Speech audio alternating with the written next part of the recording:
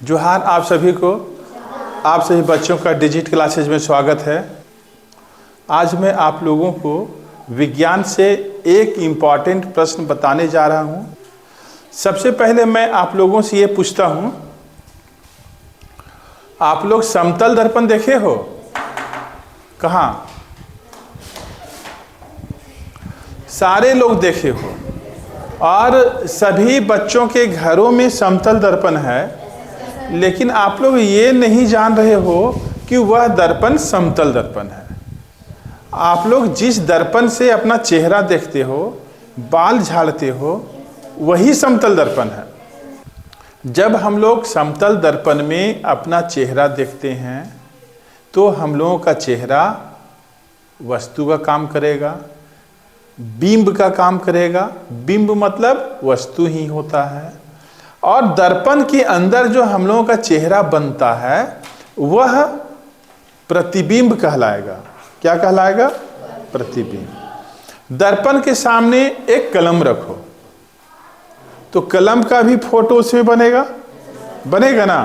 तो कलम बिंब और दर्पण के अंदर जो फोटो बना वह प्रतिबिंब।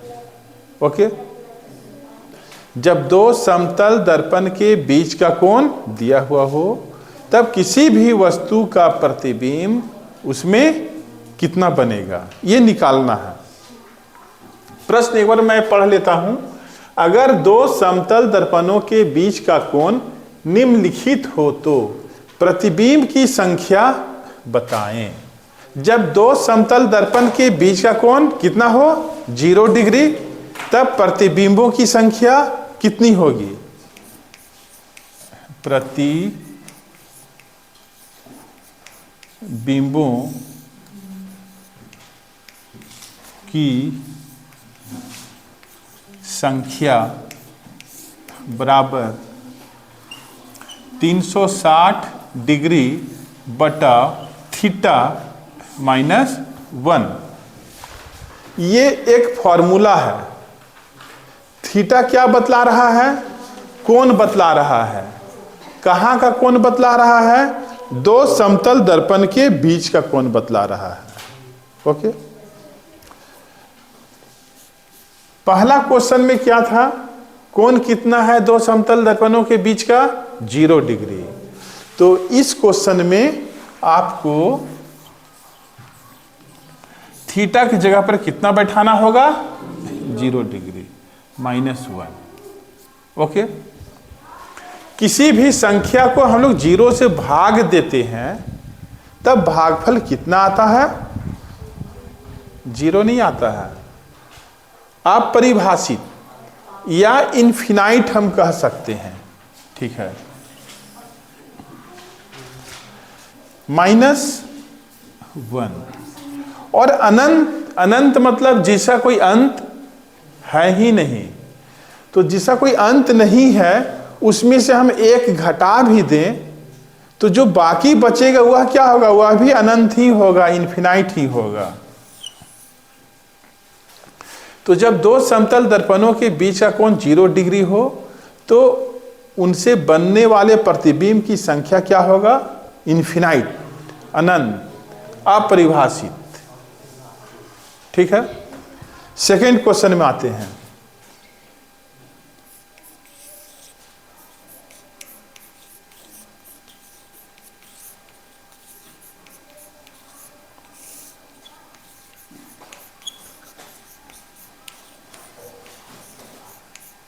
सेकेंड क्वेश्चन के लिए क्या है प्रश्न? दो समतल दर्पणों के बीच का कोण कितना है? 30 डिग्री। तो फॉर्मूला में क्या करना होगा? 360 और थीटा की जगह पर लिखना होगा 30 -1। इसके बाद क्या होगा? 0 और 0 कट गया, 3 एकम 3, 3 से ये 12 ना, 12 तिया 36। तो यहाँ कितना आ गया? 12 -1 बराबर 11। जब दो समतल दर्पण के बीच का कोण 30 डिग्री होगा तब उससे किसी भी वस्तु का प्रतिबिंब कितना बनेगा? 11 प्रतिबिंब बनेगा। ठीक है, 11। तीसरा,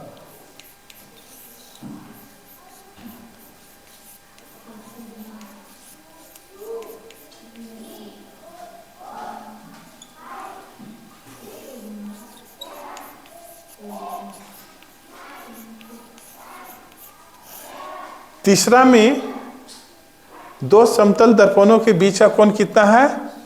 60 डिग्री, है ना। तो क्या लिखेंगे? 360/60 -1।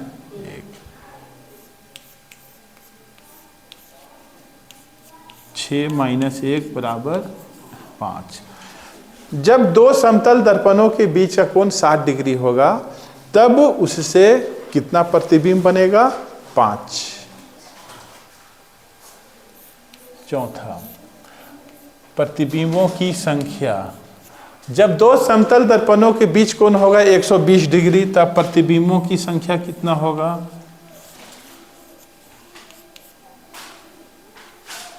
12 तिया 3 - 1 = 2। ठीक है।